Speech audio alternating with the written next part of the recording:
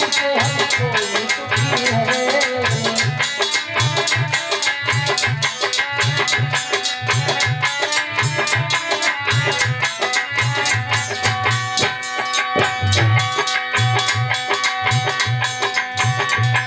कोई दुखी सम्मान को कोई सम्मान से, कोई दुखी सम्मान को कोई सम्मान से।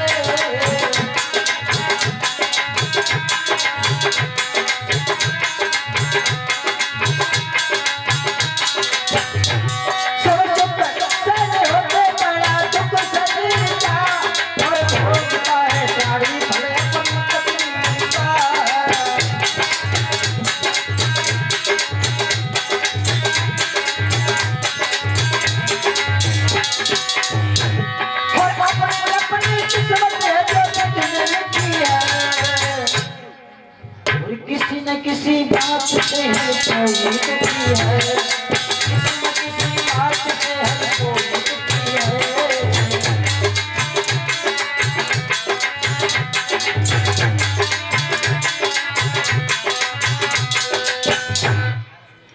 किसी न किसी बात से हर कोई दुखी है।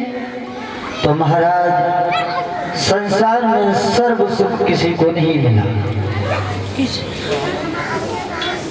कोई ना कोई दुख है।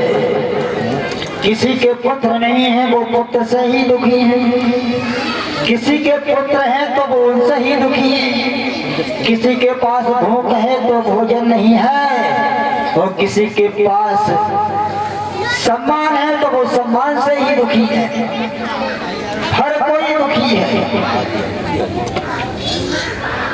संसार में कोई सुखी नहीं।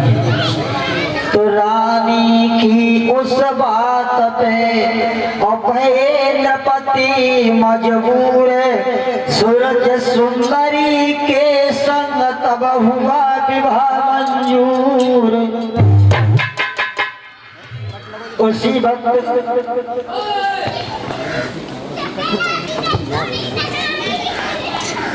महाराज उत्तान पात रानी के बार बार कहने पर शादी करते हैं सुरुचि के साथ।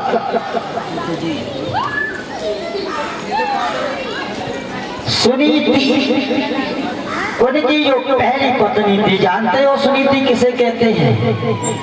सुनीति सुंदर तो थी वो,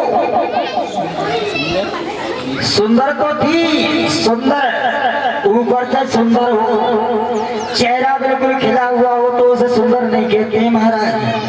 और क्या कहते हैं? चाहे कितना भी काला हो, चाहे कितना ही गोरा हो, सुमाने अच्छे नीति मानी विचार, जिसके सुंदर विचार होते हैं उसे सुनीति कहते हैं।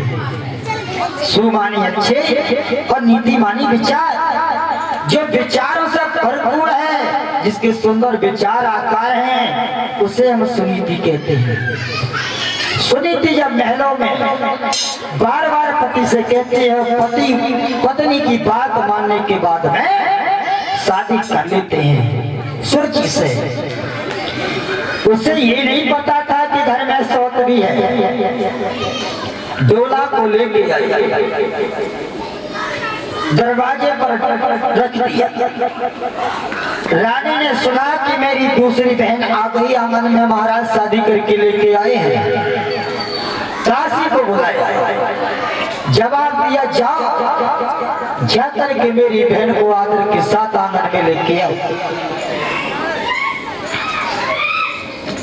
पहुंची जाकर के दासी जवाब दिया सुरुचि से, तुम्हारी बहन तुम्हें याद कर रही है, चलो महलों के लिए। क्या इस आंगन में कोई मेरी साथ है क्या? जवाब दिया महाराज की जो पहली स्त्री सुनीति, वो तुम्हें बुला रही है।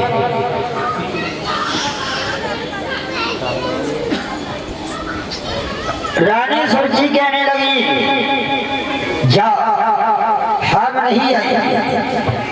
महाराज को बुलाया, जवाब दिया, इसका मतलब तुम धोखा से मेरे लिए लगा के लाए हो।